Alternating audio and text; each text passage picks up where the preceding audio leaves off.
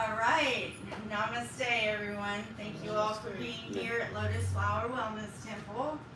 We've got quite a few people here today. I'm super excited and happy about that. Thanks for everybody coming, that's great. And I want to say hi to everyone that may be watching online. Namaste. All right, we're going to get started.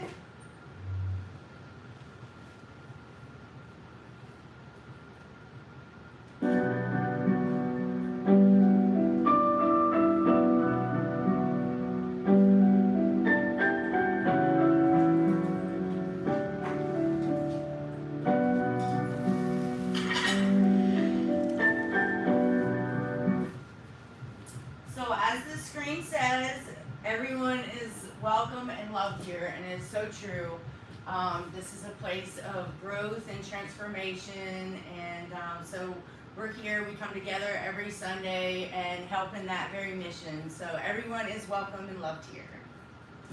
All right, so we're going to start today by doing the Sambujo chant, and get your papers in case you want to follow along.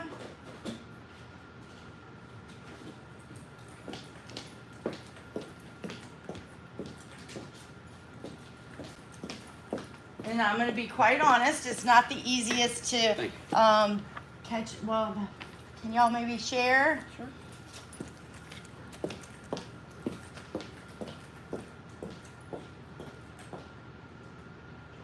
So you're welcome to chant all parts along with me, or where it says all on the second row, you can just chant that part. And if you just want to enjoy, that's good too.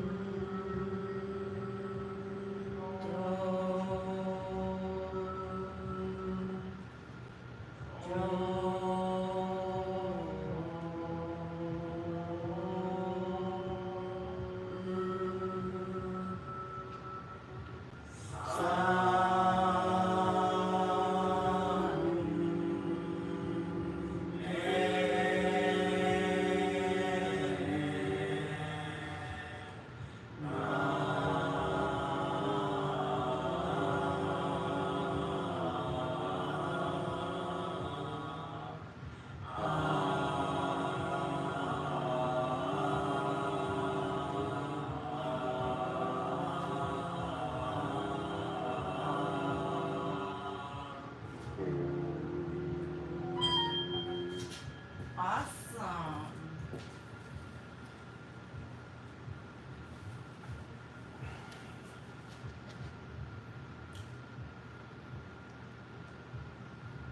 I want to thank everybody for coming. This means a lot to me, and I'm doing what I'm very passionate about, which is helping and healing people and helping people be guided back to their own personal truth and finding joy and happiness in life now. And there are ways of thinking and just really simple kind of aha moments when you realize those, you can start to make little shifts and changes that really do affect your life on a grand level. And so being aware of those really can give you a real good shot at having some happiness and really finding your soul's path and purpose here in this lifetime. And that's my passion and my joy is to help people reach that. You know, enlightenment is something that's a lifelong process and it continually happens. Awesome. So it had the teaser going on you guys before. So there's the answer. What are we going to be discussing today? Interconnectedness and dependent origination. All right.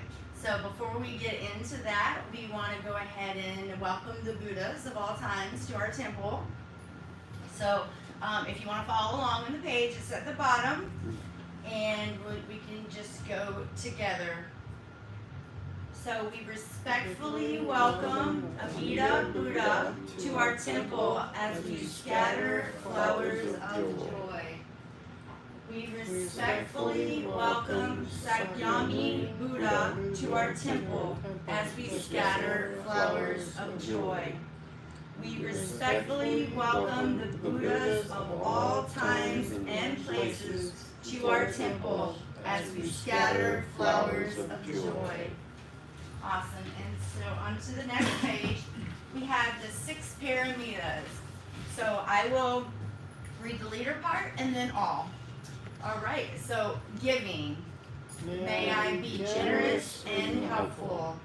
Guidance. May I be guided by the Buddhist precepts. Tolerance. May I regard the mistakes of others with sympathy.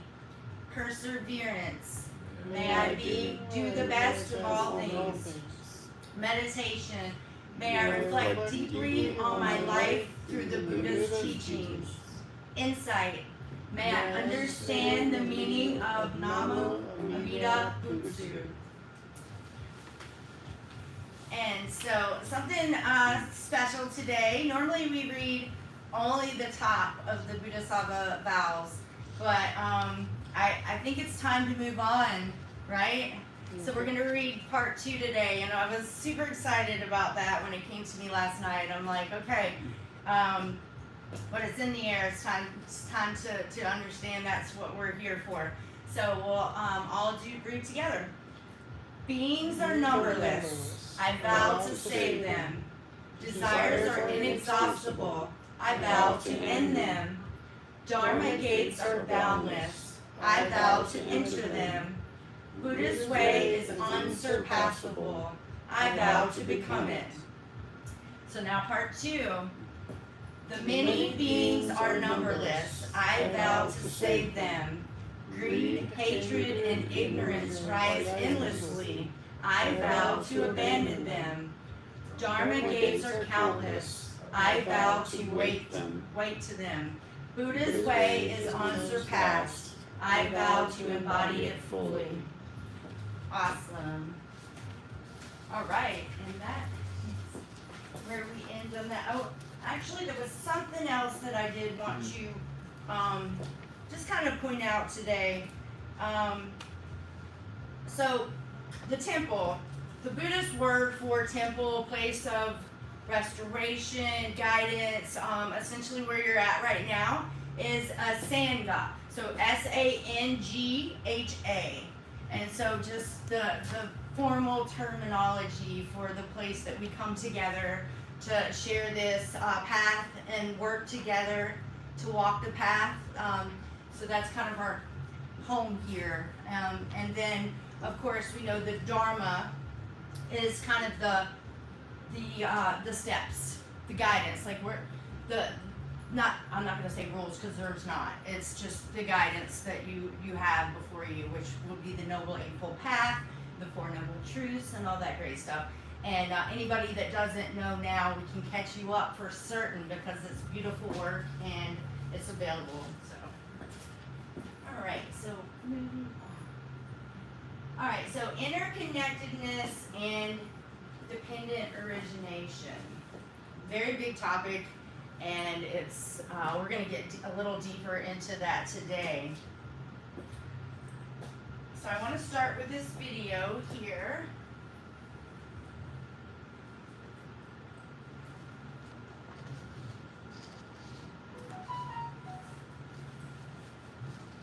Just a nice little. So let's cut through the notion or the idea of our independence. Let's undermine that. Let's say no to that. But the thing that's really important to understand when we're studying Buddhist teachings is that's only one side of the coin, saying no to false views. The other side of the coin is what are we saying yes to? So in that view of there's no such thing as our independence, what is there? There's our interconnectedness. So there's always something in a Buddhist teaching that's a false view that's being said no to, and then there's a true experience that's being affirmed. The fact that things exist interdependently is being affirmed. And that's the whole reason you would want to take care of your body, because your body in itself is an interdependent system, and your body exists interdependently with other bodies. So let's cut through the notion or the idea of our independence. Let's undermine that. Let's say no to that. But all right, so right here. Yeah, so that is ultimately why we are here today. And at the end of the day, so for you guys that don't know, the Noble Eightfold Path starts with right view. Right view is essentially doing that work to go through this whole list of belief systems that's kind of been embedded to us since we were born here, and passed down from our family, and then it's nobody's fault. It's just a cycle, and so we get to a point where we have had enough, not really living our truth, and we start to discern which of these belief systems do I really truly resonate with. And so when you're okay with pushing aside all the ones that you don't resonate with, you're going to find that when you get back to your truth and the ones that you do, you're going to find that your life actually becomes, you're back in the saddle, if you will. So you're no longer reacting to things that were really just something that was kind of planted into you as this is what you should do, not to embarrass your family so we don't get cast out from the community. So that's part of the work that we do here, is taking that self-love, that time to go through that whole large list that's created us to the point that we actually do that and say, you know what do I really resonate with? and then walking in that path, and then you'll find that you're going to be a lot happier with your reactions to things because they're going to be out of truth, out of your own truth, and not what someone else has told you to do. So that's where we are right now. So, all right. So today I want to share with you one of the most profound teachings in Buddhism, dependent origination, and how it reveals the deep interconnection of all things. At first glance, we may see that the world as a collection of separate, isolated things, individuals, objects, events, each standing alone. However, the Buddha taught us that this view is incomplete and misleading. Everything in this world, even experience, every being, it's all interconnected, arising and passing away in dependence on a web of conditions. This truth is the truth of interdependence. So in this sermon, we will explore how the laws of dependent origination explains the nature of our existence, the causes of our suffering, and the path to liberation. Understanding this interconnectedness allows us to see the world in a completely new light, one filled with compassion, wisdom, and a deep sense of unity. So really getting yourself wrapped around this concept and going a little deeper into it like we're going to do today is really going to give you this opportunity for huge transformation. When you can really accept this and not just like, okay, cool, I heard it, great. But when you can get a little bit more deeper into the soil of that, if you will, because I always like to refer to this path as our garden. Like our garden, we have to do some weeding. We have to, manicure it. We have to keep continually watching over it and being that light, that sun for it, so that what we desire can grow from it, what our truth is. So this is something really huge to understand. So here we go. So the law of dependent origination. The Buddhist teaching of dependent origination explains that all phenomena arise in dependence on multiple causes and conditions. Nothing exists in isolation. Everything is a part of a vast, intricate web of relationships. The most famous formulation of dependent origination is in these 12 links that I'm about to share with you, which illustrate how suffering arises and how to break free from it. Yay, right? So as this gentleman on here that we just watched said, in Buddhism, we don't just say, oh, no, that's not it. There's also the alternative, right? So we do away with the unskillful, and then we do our work to master the skillful within our own truth.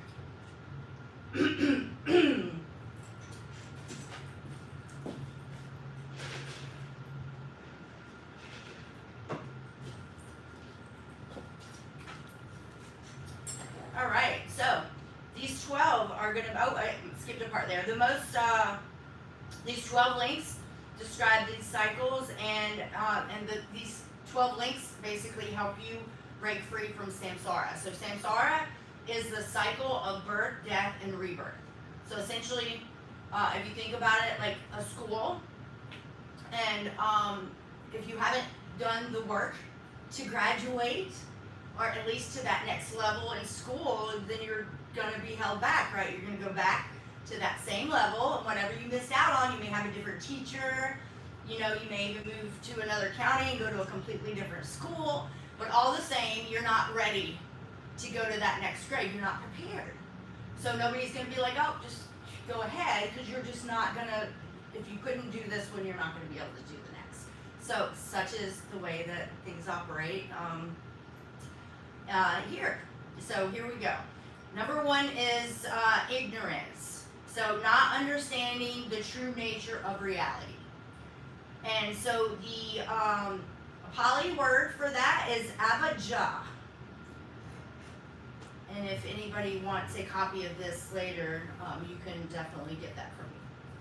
Number two is volitational formations, which is our habitual actions driven by ignorance. So these repetitive things that we keep doing based off of a belief system that we truly don't believe in. So we're we're wanting to act in a different way, and we're underliningly being pulled in a different way, but because our belief system is not truly ours and it's something that we don't really resonate with, we're almost giving ourselves another opportunity to break free from that. So we watch ourselves do things against that, and we should just be a little more aware of the things that we kind of already see ourselves rebelling against, but we're not wrapping our head around it enough to let go of that belief system so it stops kind of biting at you. All right, so name and form the mental and physical components of an individual.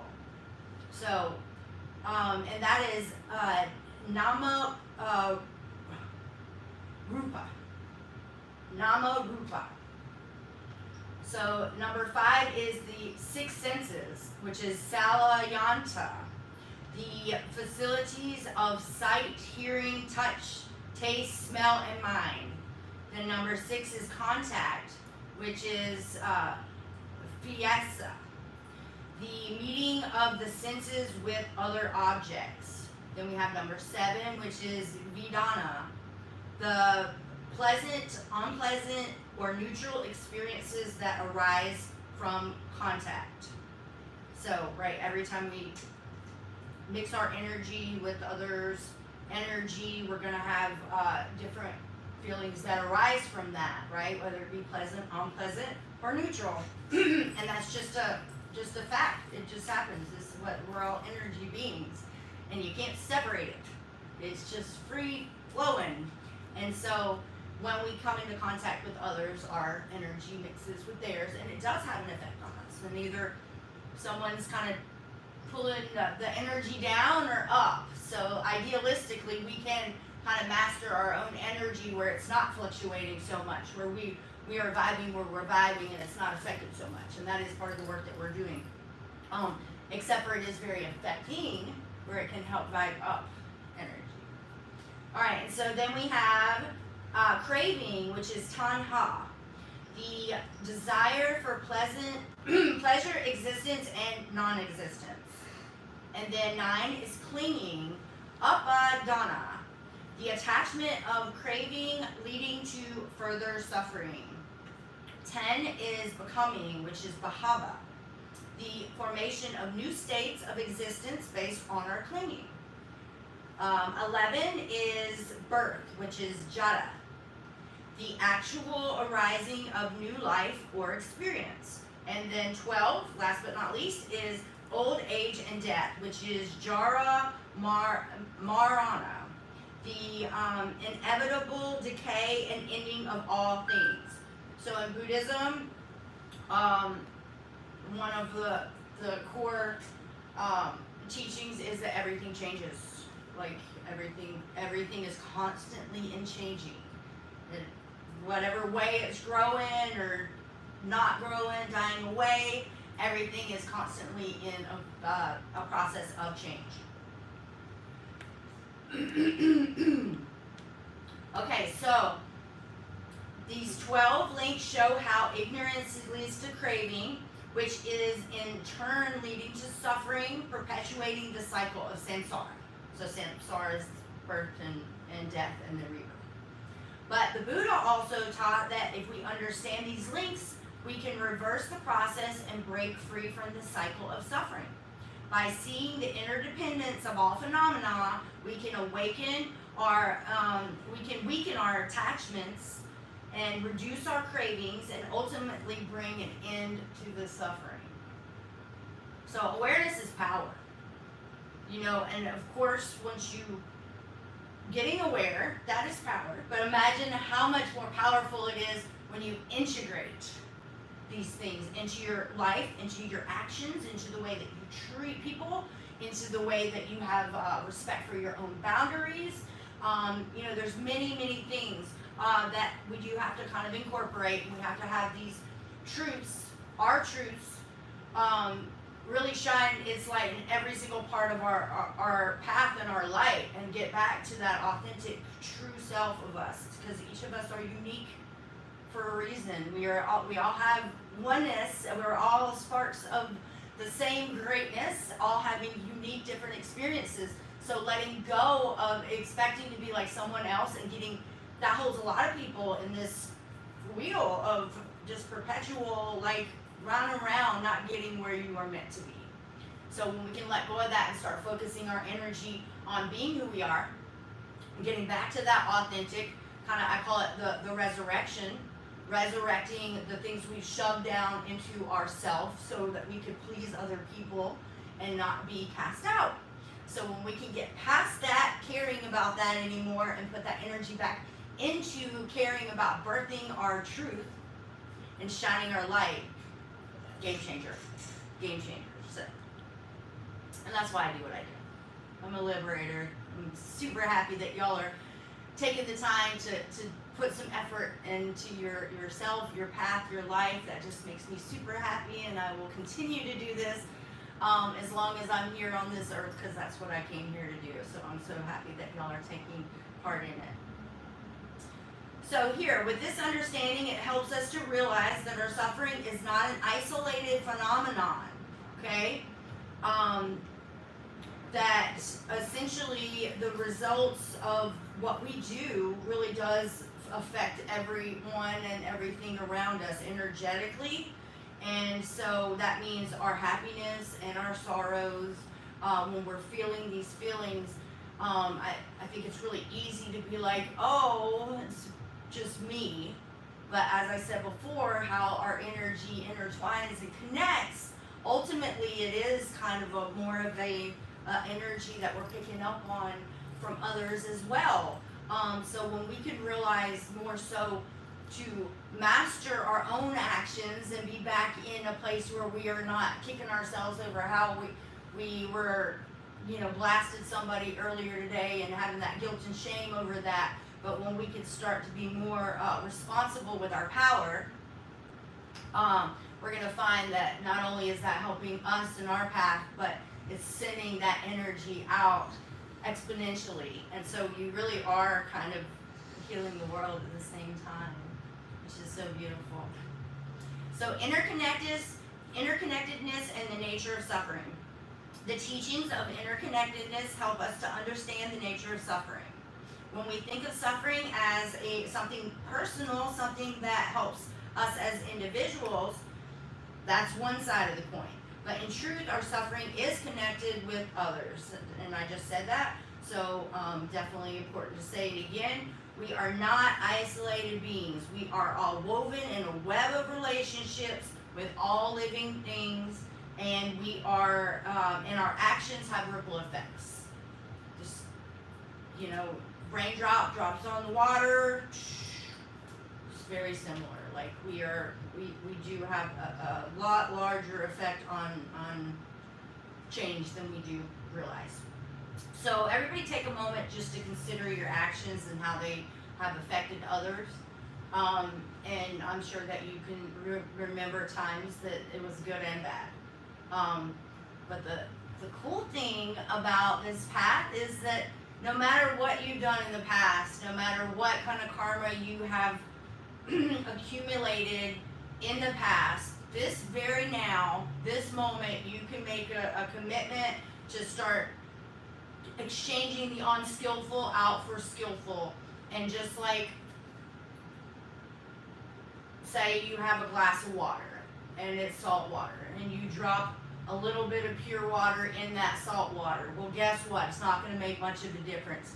But if you continually add that fresh water into there, eventually it's going to overcome the amount of salt that's in there. And so you can, in effect, change your karma and how it does perpetuate into your life by starting right now and being more aware and taking your power back and starting to decide how you're going to live your life and what you're going to put into it. And are you going to add suffering out to the world, or are you going to be that light that shines to help someone else that might not have a clue to see the light, to be the proof? So similarly, when we act with kindness, so when we're adding up that negative stuff, it does have a chain effect. The same with when we show kindness, compassion, generosity, we also create positive ripples that spread out into the world. The Buddha taught that ignorance of our interconnectedness was the root of suffering. While we may fail to see our actions through our words, and that our words are not isolated from others, when we fail to see that, we just kind of keep adding more suffering. But when we start to take a bigger look at this and make that little shift, it makes a tremendous difference.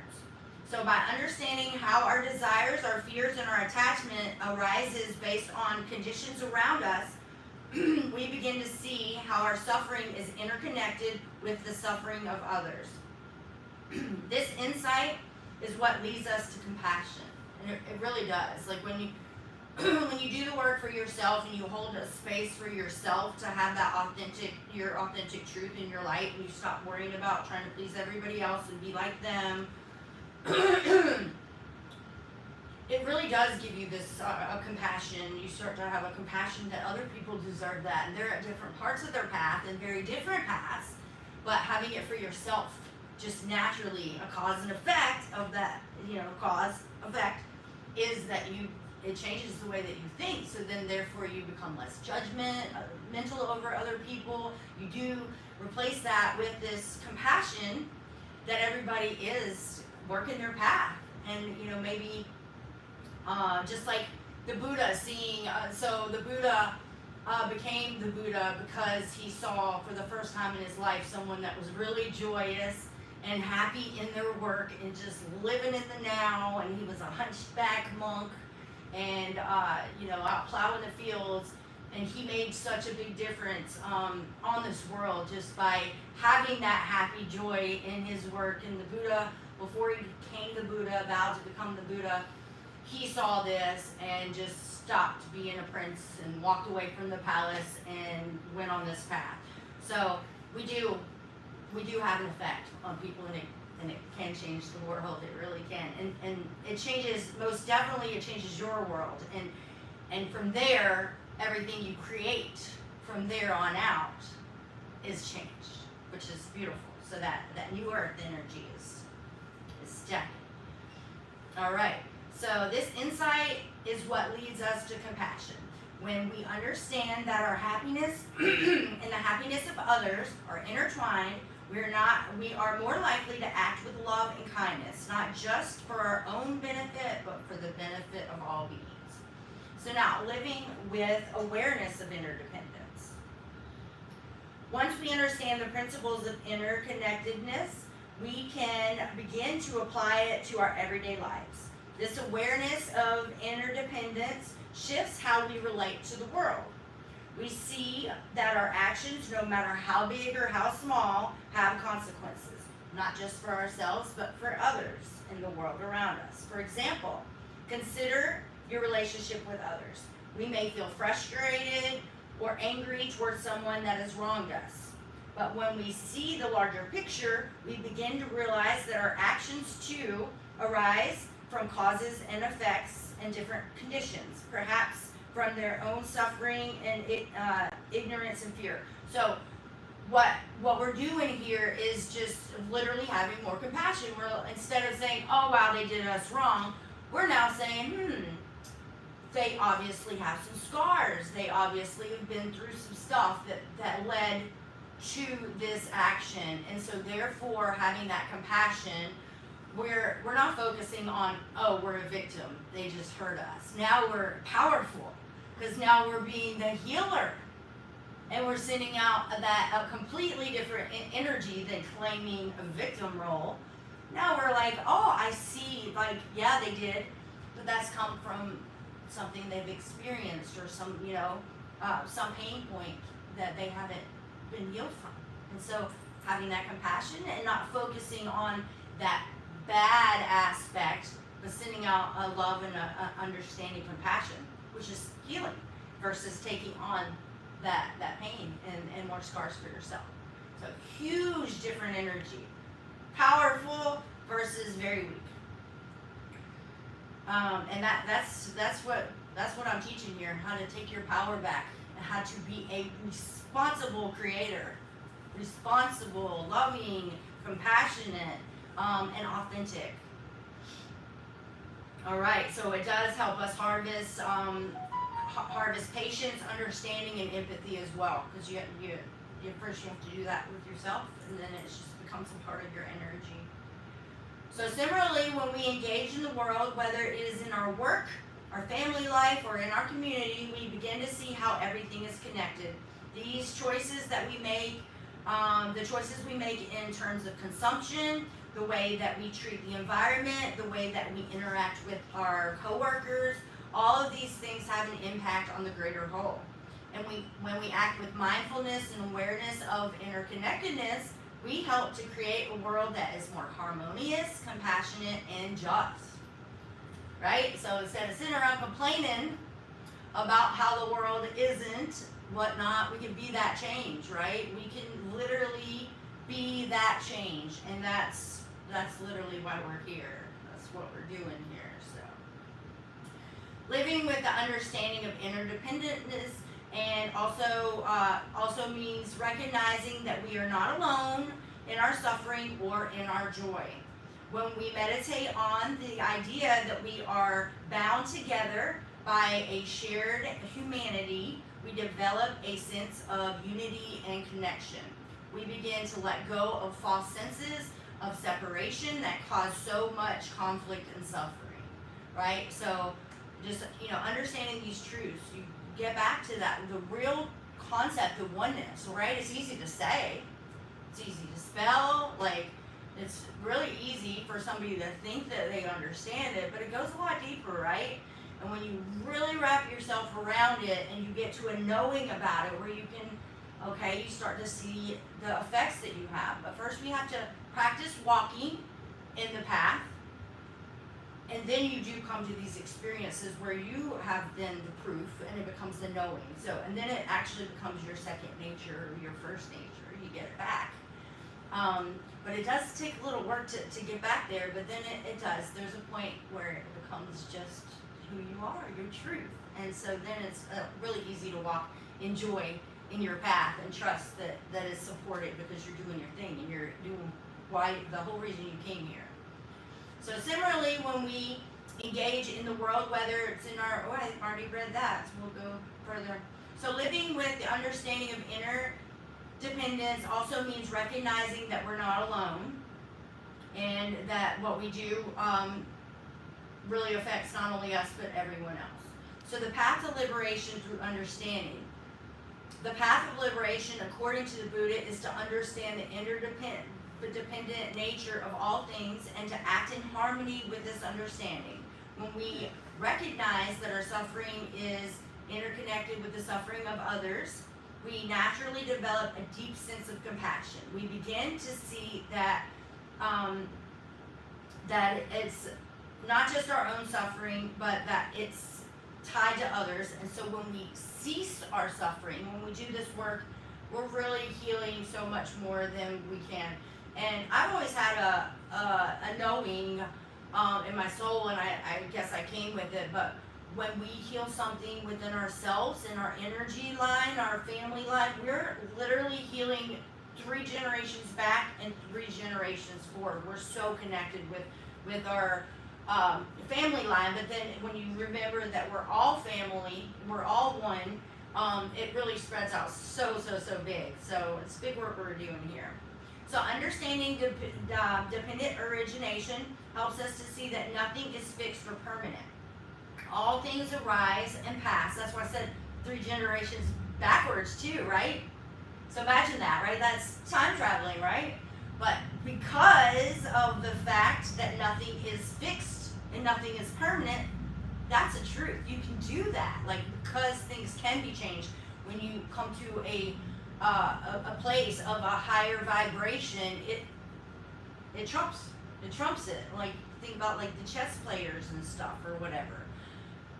There's a certain power or energy that each one has, and so one can do more than the other one. So when you do reach that place of healing for yourself, you really are sharing that out in all directions, time, space, all that great stuff, which is so beautiful.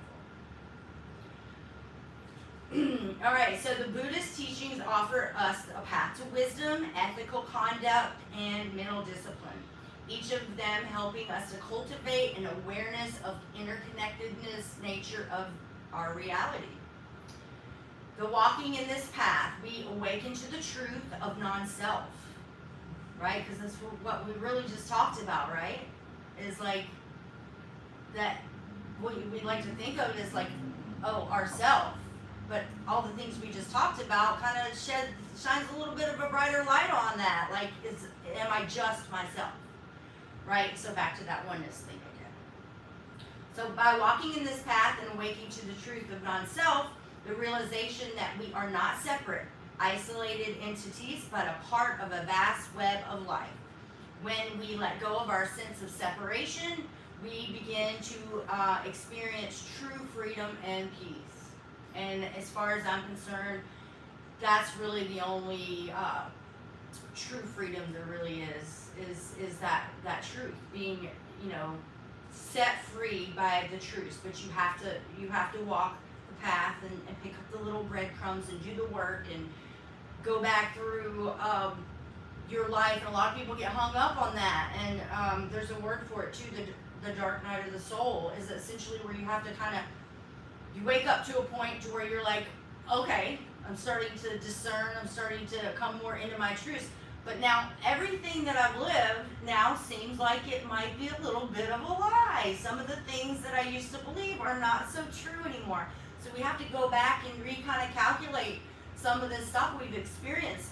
And I found that when you get to a certain point, it's not about forgiveness anymore, going backwardly. You're more grateful of some of the things that we used to be like, oh, I was suffering. Oh, that person did this to me. It was all these little things that got you to the point that you had that moment. So how could we even be like forgiveness? It's more of a gratefulness at that point, because it took all that stuff to get you to blast up out of it. So blessings more than, oh, I have to go back and get forgiveness or give it out, and that's just like you tell little kids stories on the level that they can understand. So it's not that the divine is like great big old liars. It's just that we're just so young, and we have to have those stories just like we tell the little kids to get the opportunity for them to understand. But you have to make it like kind of smaller in little bite-sized pieces. So it's there. You just have to seek and you shall find. And what I found is know thyself. That's where it starts. You gotta do this work here. That's kind of your portal back to it all, and definitely your power. All right, so I've got another little video, and then I'm gonna do a little bit more. We got some great stuff. We're gonna do a little meditation and some breath work. So we've got a little bit more.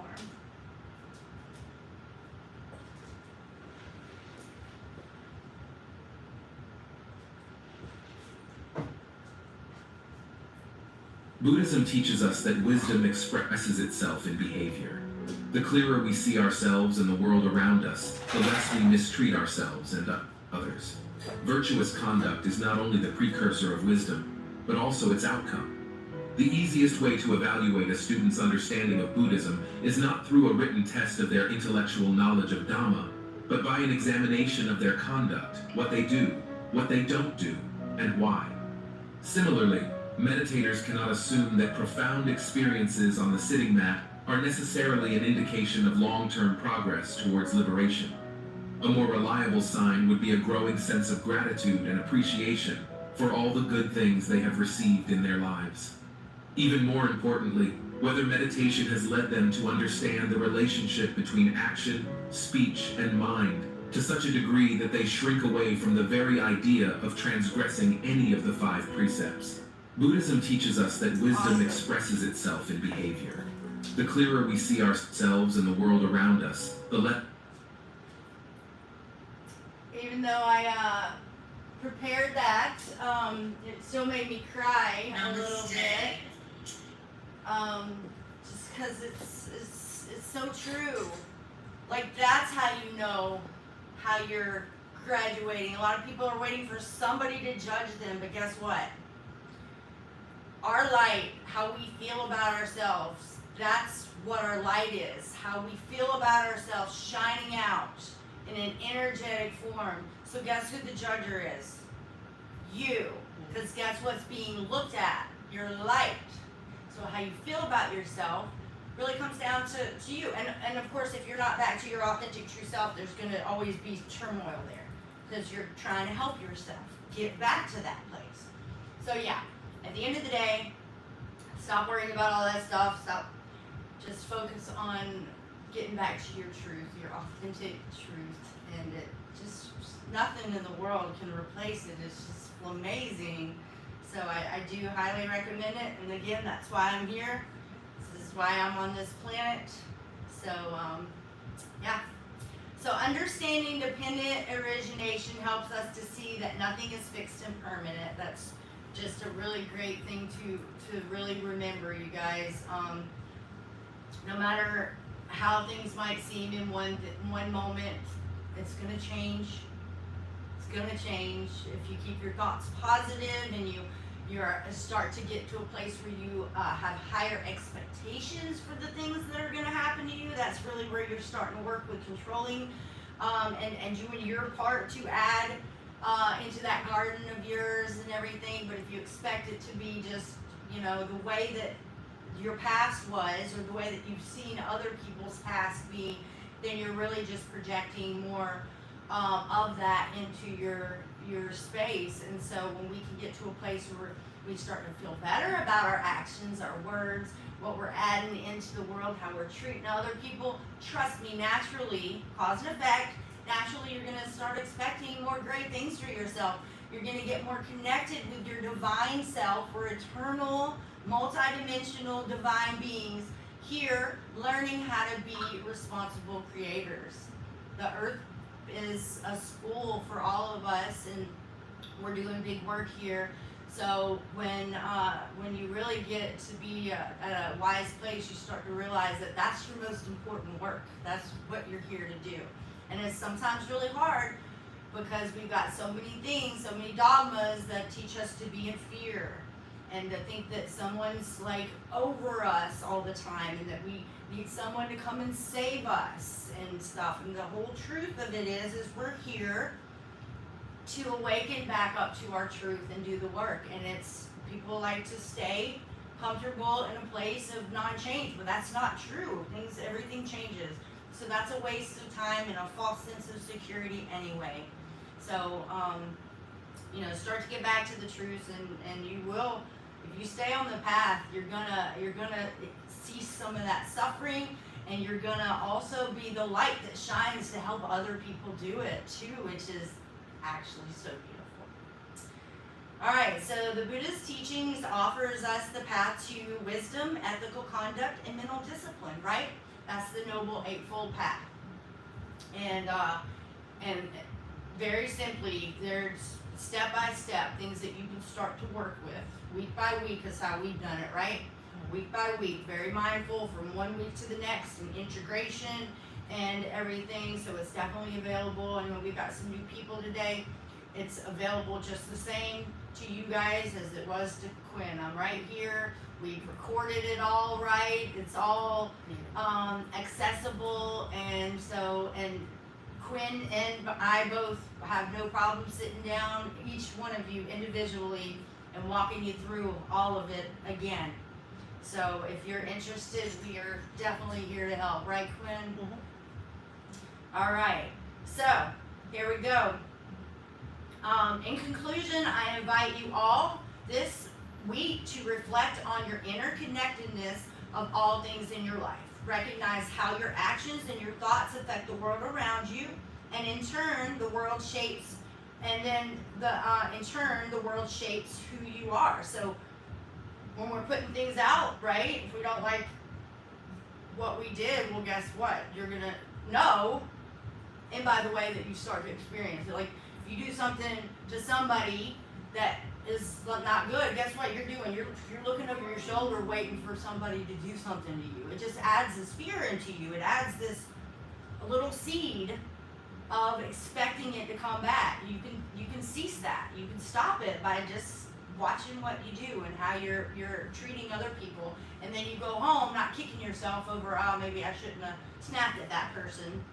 But we're we're going ahead and addressing these issues in advance and getting a certainty over our own moral code and our own behaviors, because we're reacting off of, essentially, I'm going to say it, brainwashing from what we were told since we were hatched up here, not to embarrass our family, not to get cast out of the community. So start discerning your truths, figure it out, because that's all your reactions are coming from, is your truths, your belief systems. So when you can get it back to truth, you're definitely helping yourself out a lot there. All right, so now we're going to get into some breath work real quick. And I know that was a nice long sermon, but it was super important and something fundamentally that if everybody can do a little bit of meditation on, like work with it a bit and really just, you know, see how important it is, because when you can really harness that and work with it, you're going to start to see, and the divine is going to give you opportunities to see it as you start to work with it. So don't worry, you have plenty of support. And so it just takes your actions. You got to just be willing to put a little discipline into changing some of this stuff that's not really even the truth of you. It's a mask that you were told to put on and act this way, that way, this way. Got in trouble as a kid doing this. Oh, let me tuck that down inside myself. I don't want to get in trouble anymore. You know, wore a color that, you know, you thought you liked, or a funky outfit, and people were like, so then now all of a sudden you're not wearing that anymore, but that's what made you happy. Like, we just have to not care about that anymore and put our attention and our energy into our truth. Because if you don't do it, nobody else can do you. And then there's really no worry about, you know, dying, because you're not totally even living anyway. You're not living in your truth, so your light hasn't really begun to shine the way that you came here to shine it and for its purpose. And we're all intertwined in separate little parts of this bigger, huge mission to bring humanity back together again. And that's the whole point. We drew lines on the earth and started speaking other languages out of fear, keep people out of our stuff. And, you know, we got plenty enough resources, we got plenty enough stuff, and fear has done enough damage. So let's just stop all that and start focusing on the right things, and we really can help to make this shift a lot easier and help a lot of people that may be absolutely clueless. But guess what happens when a lot of people start shifting that energy? Everybody's vibrationally coming up with it. It just is. You know, I know you've been around somebody with a lot of high energy and high vibe, and you just feel it. Even in that, just in that moment, maybe when you go away from them for a little while, you may have it for 15, 20 minutes, and you may start to go back down. But when you're around that person, your vibe is going up. So imagine if you started integrating those things into your life. It's just going to get to a point where it's not going to be able to be drugged back down, and you will really be back in your power. So with that being said, we're going to go into the infinity breath. So for those of you that don't know, the reason it's called the infinity breath is it's shaped like an infinity sign, a figure 8. So the most important part about this is the first breath, when we're just going to blow out all of our old stale air and energy, and we're going to think of that as the bottom loop. And we're only going to do this once, because that's all we need. So we're blow it out. When we get to our center, we're going to be aware that's our center. We're going to hold it for a second, and then when we make that upward loop, we're just going to imagine, visualize cosmic light, beautiful creator light, pure energy cycling back into us. And guess what we are? We are that, but we dirty up our energy a lot of times with our thoughts and different things that we've done. So we're just going to pull that back into ourselves and purify our energy again. And then this time when we're doing the bottom loop, we're just circulating that back. So, all right, and everybody's breath can be different. Nobody's got to be exactly like anybody else. You're not, so don't try. But here we go.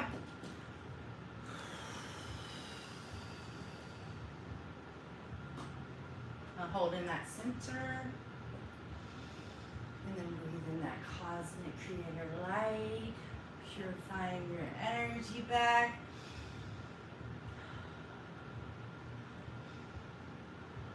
Just keep focusing on your breath.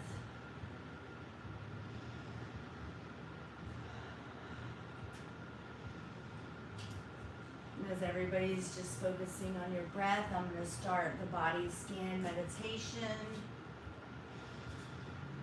So as your breath is going in the downward loop, you just want to be aware of your feet and your toes and how you're connecting and touching the earth. And you just feel that breath and that energy in your toes, and you just pull it up your legs with each breath. Just feeling that energy now growing and moving up your energy points, up your chakra system. And then you notice maybe that now all the energy has come up to your hips, your belly. Just feel with each breath, the energy's coming up further, and you're just aware of all the cells in your body and how the warmth of your breath going out, the coolness of the air coming in, how that energy rises up with each breath. Now you may notice that your energy's up in your heart right now, in that great big old heart chakra. You may feel that you want to take an extra nice big breath and just visualize the expanding of the energy coming from your heart chakra. Just feeling that energy, just feeling the energy of your heart just going outwardly, and it's just so big. Just keep breathing and focusing on that breath and energy coming up higher now. It's in your shoulders. You may just want to just relax your shoulders, maybe give it a little wiggle. We carry a lot of our stress and our strain in that neck and the shoulders. Just be loving to our body and say, oh, it's okay. Just relax. You're loved. And then the energies in our throat and our throat chakra. You may feel the need to do a little hum or anything. Just be aware that that's your ability to speak your truth. Very powerful throat chakra when you start to use it for your truth. And just feel that energy coming up a little higher to our head, our neck. Got a couple little cracks out of that when I wiggled my neck. And that energy's coming up now, right into that third eye. You may feel the need to just do a little tap, tap, tap, tap, tap on that third eye. Being aware and just touching it. Just says, hey, I know you're there. You ready to start joining the game here? Let's play. See yourself just having an open eye. Open to see the dots connecting of seen and unseen, of cause and effect. And just pull that energy all the way up. Now you've got all that energy in the top of your head and your crown chakra. That's the chakra that helps you to remember who you are on a divine level, that you're not just here having this experience, but then part of your energy also is in the above, assisting you in this journey as well. So I just want to see all that energy just kind of blast back out of your head, of your crown chakra, and just going everywhere. So now we have all that energy flowing from the earth back up to the stars.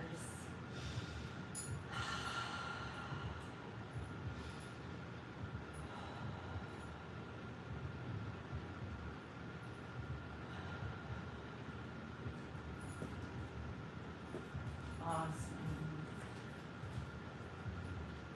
Hi, welcome. We're having temple service right now. If you'd like to join. Yeah, you're welcome to look around, but I do have a camera running. Just want you to know. All right, and if everybody wants to just start bringing your attention back to the room and just bring that harmony and that joy and that peace with you. It belongs to you. You are that. That is our truth. All right. All right, so here we go. We're gonna get right into another little chant here, which is just perfect.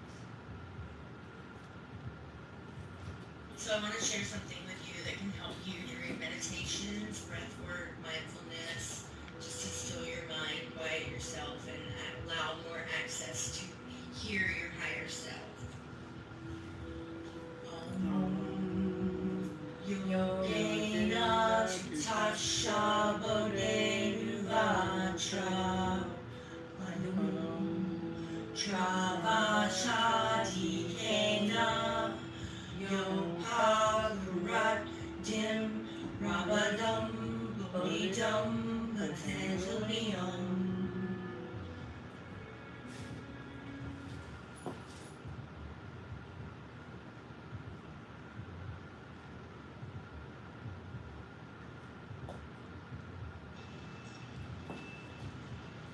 Alright, so if anyone has anything very specific, something that you know is a blockage, something that you know is a hindrance in your energy, or something that you would just like to give an opportunity to be healed or let go of, feel free as I come around to just see it go up like vapor or smoke. And I just want you to know when you release something, don't think it's going to run off and get on someone else. That's new opportunity for you to create. That's your energy, your potential, and you can just take it and recreate. So.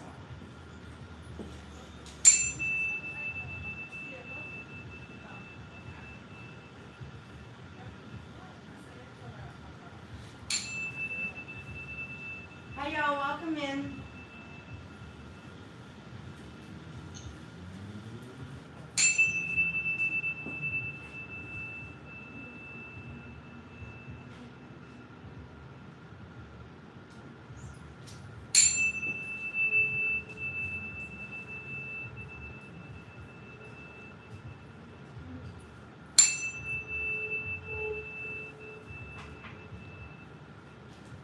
We're having temple service right now. If you guys would like to join, you're more than welcome.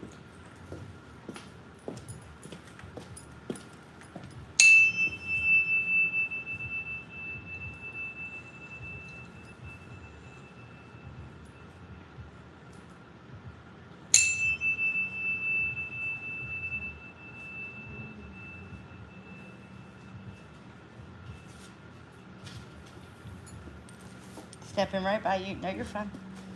You're pretty good at this.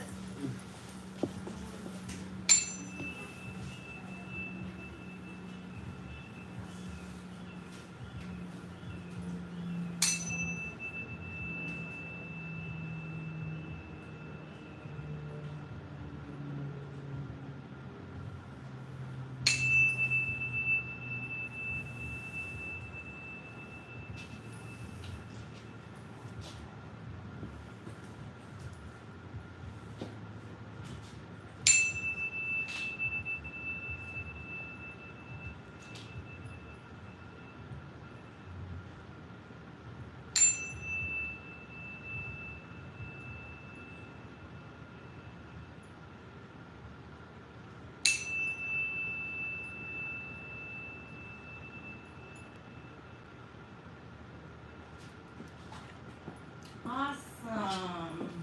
Yay. Well, amazing. All right.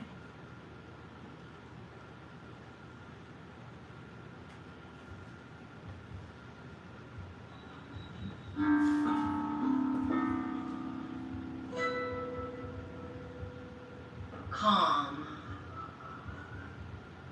Just for today, I will let go of worry. Awesome. So Contemplate this for a while today to see how this can help you in your life. Also join the family by joining the channel. Please like and share so we can share the Reiki of the mind with everyone else. Namaste.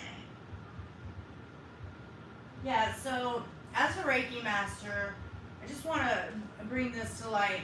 Like, yes, I can help your energy. Yes, I can. I can vibe you back to a place, but this right here is what's going to keep stabilize you there. So the way that we think about things, no matter how many times I vibe your energy up and clear strings of attachment, yeah, 100% is helping. But part of the work that I do with people is helping them to rethink about some of the things that they're thinking so they don't keep getting themselves back into the same cycle. Because if you're thinking a certain way, no matter what I do with your energy, it's going to be temporary if you start going right back to the thinking. So it works together. So we do the Reiki healing of the mind each week, giving you something to think about. So yeah, just for today, you know, you have something that normally might get you a little frustrated. Maybe you're a road rager and people that pull out in front of you make you go, oh. How about just laugh about it today and take it as a opportunity for growth. So yeah, just stay calm, stay in the moment. And if you catch yourself getting out of it, just be your own guardian and just gently bring yourself back. And every time you catch yourself, the ego is gonna eventually, just like a child, right? If you only tell a child when you feel like it, this one rule, and you only enforce it occasionally, but you're too busy this time, guess what? They're gonna keep testing you on everything. But when you every single time handle that, eventually they're just gonna stop trying you, right? So it's the same with us. So we have all these things in nature and in life to guide us and teach us. We just need to start looking at them and getting their lessons, because we're all here for each other, and that includes like everything. You know, nature teaches us so very much. Animals, our children, our friends, are the very parents that we selected, our family, that we came in to this earth to be a unit with. Like, it's all for a reason. It's all divinely orchestrated, because that's gonna provide you the things that are gonna get you the closest to that goalpost. So start taking things in by the way of not they're there to hurt you, but as they're there to help you, and it's all to help. So when you get that approach and that mindset like that, it's life-changing, transformation. And so yeah, and then as soon as you actually integrate it and you start living in accordance to that, then you are that light, you are that proof for everyone that sees you. And I'm getting chill bumps all over my body, because that's how it works. That's the divine touch. But that's why we're here. That's what this huge shift is about. These next 2 years of our lives right here is just so like what's going on right now. These next 2 years, you guys couldn't be in this spot that you're in right now at a better time, because there's big things happening. So the little effort that you're doing is going to result in great, great, great strides with a little less effort, because it's just ready. The truth is there for people with eyes to see and ears to hear. And so it's not hidden, it's just been simplified so much and then hijacked quite a bit. But at the end of the day, that's also helpful too, because it lets you see how hard there was effort to try to keep you from. So that should tell you how powerful you really are. That should let you have a little inkling of how, with all these efforts made to keep you from that truth, you must be pretty powerful, right? So yeah, use it. Learn to use your power in a responsible, divine way. And that's why I'm here today. So I love you all so very much. Thank you so much for being here. And last but not least, so these are the different things that we offer here that can help you on your path, and so much more.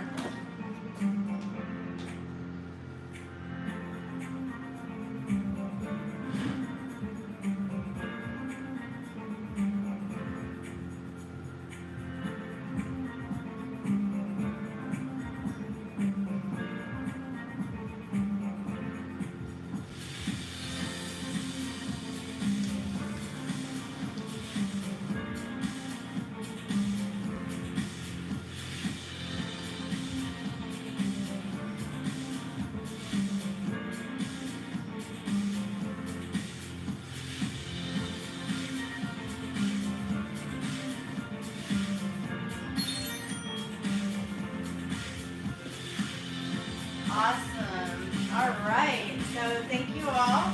I feel just not right now to not actually switch everything over for the podcast. I think we're just gonna flip the camera around again, and then I will edit it later and make it 2 separate parts. But however, if anybody has a problem with actually being on film, then maybe sit here. But other than that, here I go. I'm just gonna flip it. And whoever's on there. Actually, you know what I'm gonna do? I'm just gonna take it and put it over here. And then we're just gonna get everybody. Hang tight, y'all.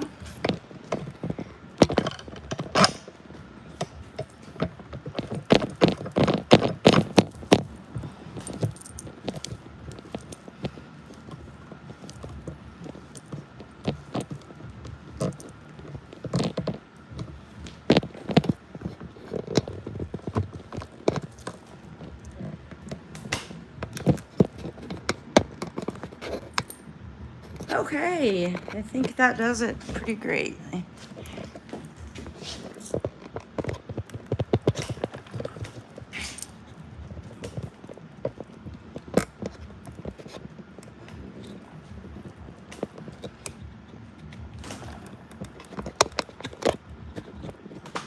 Stay.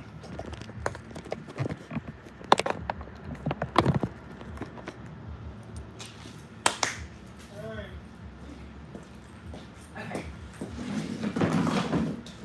They've seen enough of my face for a while, so I'd love for you guys. All right, so.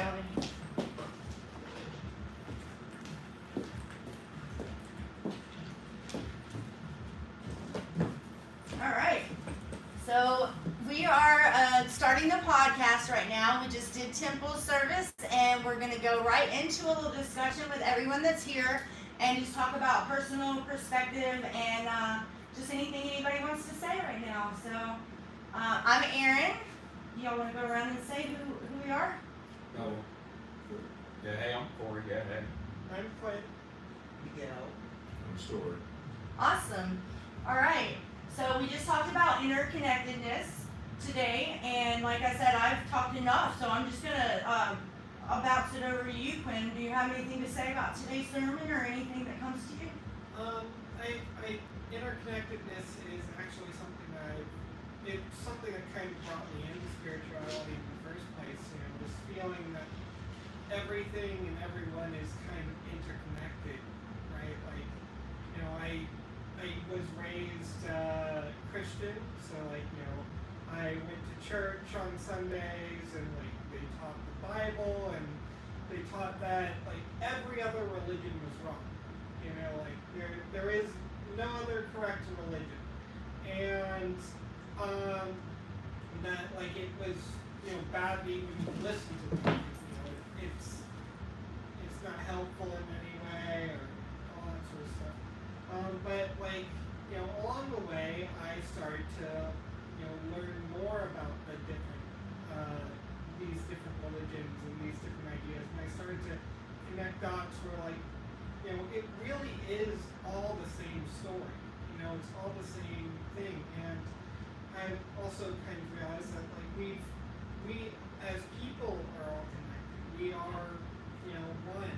We are, you know, we affect and we influence one another in this great world of ours as a part of like this interwoven tapestry. Yeah. You know? Yeah, I love that you use tapestry, because that's like essentially that's almost like a universal law kind of thing. We are the web, if you will, like tapestry. It's strings coming together. So yes, exactly. And so that's what guided you to where you're sitting right here today. So I'm super glad that you were able to become aware of that, and that it was kind of a breadcrumb on your trail there. So yay. Today's definitely the topic of interconnectedness is something that I think we all, like, inherently from birth, we're all social creatures, we all live in a community, and so like fundamentally we know that we are interconnected in a certain way, but it's so easy to get lost in your own, your own alley, your own little pathway, and you forget what's on your left and your right and what's going on around you. And it definitely, even things that, like I feel like I've kind of known this my whole life, but to reaffirm it, to continue to talk about it, to remind yourself, because like I said, it's just a forever pathway. It's not like you just, oh, I acknowledged that years ago, and then I don't need to revisit it again or something like that. It's always keeps going. And actually, like you just said, kind of a law of the universe. I actually was watching some recently a bunch of quantum physics like documentaries and stuff, which is essentially that we can see now in our universe and stuff that even solar systems and galaxies way over there still have magnetic pulls and effects on other systems and galaxies, I mean, light years apart. And yet, like the science really is actually just continuing to affirm that everything is so interconnected. And they're also showing an interesting thing where they were looking at different vibrations and cell formations and like at the smallest level. And the visualization that kept reoccurring was that of like a yin-yang symbol, and just showing that, as one thing is vibing this way, the other turns in effect with it, and are both kind of chasing each other's tails simultaneously. And as one quote unquote leaves, the other enters, and vice versa. And it's just that there can't be one without the other, both ways. So yeah. Forgetting about yourself for a moment and trying to perceive things from a little bit of kind of like a vantage point away from yourself really is helpful. Yes. It is just good to go and step back sometimes. Thank you for sharing that. Yes, thank you. Would anybody else like to share?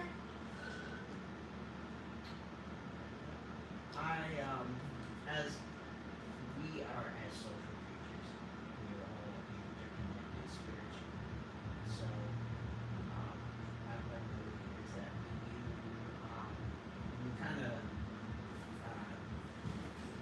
dwell on negative things, you harm yourself and others, and because you don't realize if I do something wrong, whether it's for myself or whatever it may be, there's always a ripple effect.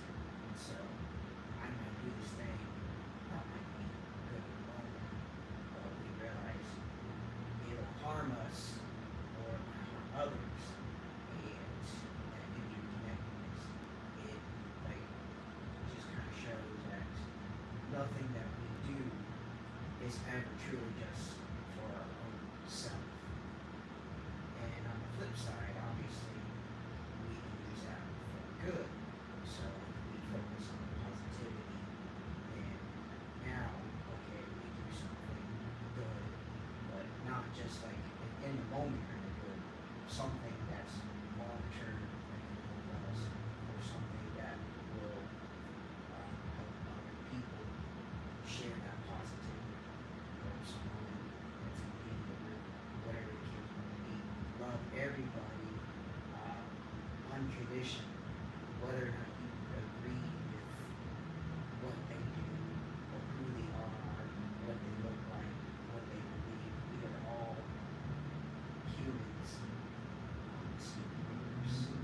So if we all love each other, and now we're all spreading the positivity, so that ripple effect, I do something kind.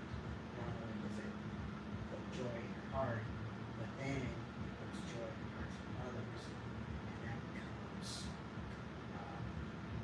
and then that spreads. So now that person has joy. On the flip side, if I was to disrespect that person, now they got themselves into a bad day. Oh, I'm having a bad day, and I'm gonna take it out on this guy. And now this guy, he's got a bad day because of my decisions, so now it's all a domino effect. So it all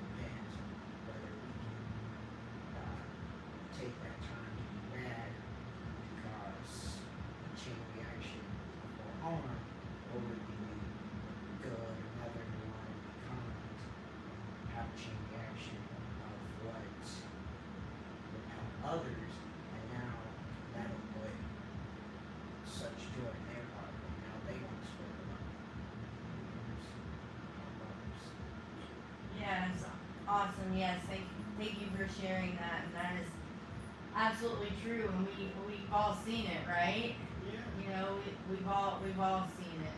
And it's just beautiful that becoming more aware of it and like the work that we're doing here. What do you think's gonna happen this week that you've been here on Sunday? The whole rest of this week, at least this week, it's fresh on your mind, it's in your head, it's in your heart, it's in your energy. So this week you're gonna have a huge opportunity to see how focusing on that, keeping that at the forefront of your energy is going to be able to make some change this week. And that hopefully next week will be enough for you to say, okay, I'm gonna do this again next week. And then after a few weeks, you know, maybe a few months, whatever it might be, each person different, it really can become something that you don't even have to keep reminding yourself about. It kind of, you make this shift and it just becomes, you just get back to your truth is essentially what happens. A lot of the other stuff comes out of fear, you know. So yes, thank you so much, very much for sharing. It actually, it reminds me of something that happened this week for me, which was that through one of my guides, I was able to actually find this affirmation, which is very apt for something that like I have been struggling with a lot of my life, and that is, I am enough just as I am. My journey is unique, and I embrace my growth without needing others' approval. And that's something that it's like, it's personal and it's individual, but at the same time, like my personal well-being and my personal ability to follow my own path and ability to actually be true to myself, it affects other people, right? Like if I'm being true to myself, I'm being honest with myself, it's easier for me to be kind, it's easier for me to show love, it's easier for me to encourage other people and to speak what I need to speak to others, what they need to hear from me. Because again, everything is interconnected. You know, sometimes we even come into the same spaces as people because we have a message for them in particular that they need to hear from us. You know? Yes, absolutely. Thank you for sharing that. I do appreciate it. You had it readily available, so it was already on your heart to share it with us. So thank you so much for thinking in that way. And so, like as you're doing this work, it's making transformation in you, and you're like, oh, and I can share this and help others as well. So that's exactly the idea here. Thank you very much, Quinn. Corey, not to put you on the spot, but I just kind of did a little. Well, you know, like I enjoyed service. You know, I feel like it's nice that I was even unaware that like I feel like things that like I grew up with and like I had in myself were probably Buddhist teachings, and I just wasn't aware. You know, of this the concept of karma, which you know that's a big thing. You know, in a lot of things. So that was nice to find out. You know, and I feel like the interconnectedness. I feel like that is something I could work on myself. You know, and the way I carry myself, because like I've had a few things recently where like I wasn't thinking like before I did something, you know, and it ended up like hurting my friend, you know. So I feel like that's something, a teaching that I can impart in myself now, and you know, going forward. So I appreciate that, but it was just nice. It was nice to find that out. I was like, oh wow, like I wasn't aware that it was like Buddhist teaching. I was like, oh that thing. I was like, oh cool, you know. So this was very enlightening, I will say. You know, Yay. so I did enjoy the service. Yeah. Yay, Yeah. yeah, awesome. Well, yes, thank you so very much for sharing. And I want to add this in light of what you said. So, me personally, in my path, in my journey in life, I came to a lot of my truths and a lot of my knowings through my personal experiences. and as a healer and a liberator, that's part of my path. And so I was teaching these things to people through my own experience. And it wasn't until a certain point that I realized that the Buddha's teachings were always there. I didn't specifically learn from Buddhism. I came to see the likeness between what I already knew and had come into in my own walk, in my own path. And then the divine basically tapped me on the shoulder and was like, hey. And so I looked back through just with a kind of, we have a sense of humor. The divine is just always kind of laughing with us if we get to have the laughter with. But I would look back through and see that the Buddha was always there in the things that I was creating. So I came to Buddhism to understand that, and by the way that I came to that on my own path. And so that's when I made the shift to not only teach what I know, but to teach it in such a way with some of the Buddhist principles that are exactly the same as things that I came to my own awareness of and my knowing. So yes, very, very similar. So it was quite beautiful, but it's not like I was like, oh, Buddhism, oh, okay, and then I learned it all from just like reading a book or something.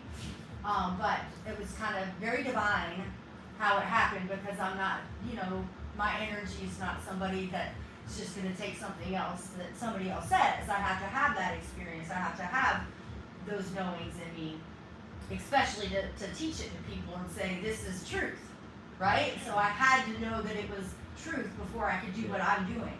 So I came to that point before the divine said, hey, guess what?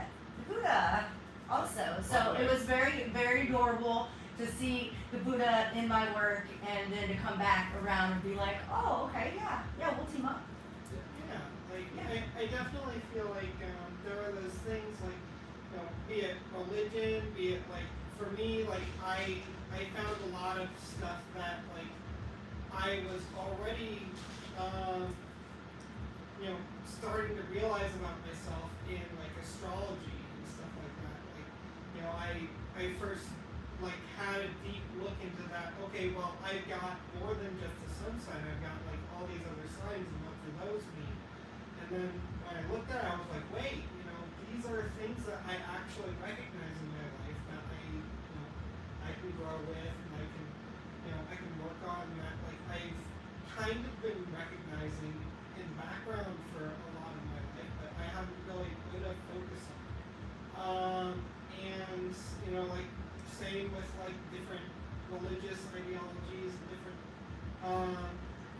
different spiritual paths. Like as I look into them, I'm like seeing a lot of ideas that come to my soul reflected in those, in those philosophies and those ideas that people have written down before I was born. Right. And it's because, it speaks to that interconnectedness with everybody, or with all people, that like we keep coming upon and hitting upon these same things. It's out there. It's in the, it's in that quantum physics. It's in the stars. It's in the teachings of our ancestors. It's in, all world religions. You can find truth anywhere that you really look for. Right. Exactly. Yes. That's very, very powerful. And that you spoke about, that is our power. That that resonation. When you hear something, when you experience something, or you hear something and it resonates with you, and that's when you know you have a knowing.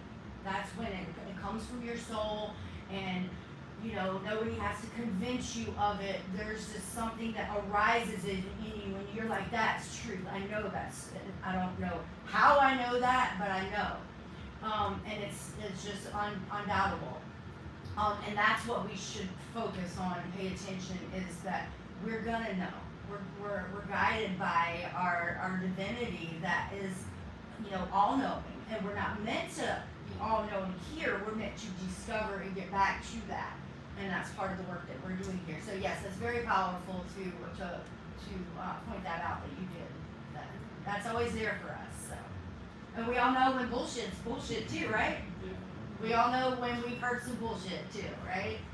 So it works both ways. So yeah. Okay, thank you for coming, Story. Yeah. All right, sounds great.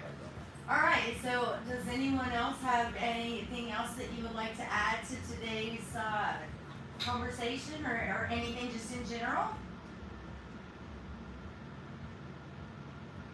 All right, well, I think that we'll close it out there. And I just want to thank everybody for coming, and I really hope that you will come back from week to week. And we have all the resources available if you want to go back and see what we've covered, what ground we've covered, previously before you walked in today, so that you can, see the work that we've been doing. And of course, like I said, between Quinn and I, we're both always willing and able to help you understand some of the things a little bit more in depth as well if you have questions. So with that being said, namaste. All right, love you all, and I really appreciate that you're starting to put your attention and awareness where it's really going to help you on your path a bit more. So, all right. Namaste. Thank you for joining. And if you haven't subscribed yet to the channel, please do so and hit that notification bell, and you'll always know when we're going live. All right. I think before I close it out, I'm just going to go through the comments real quick.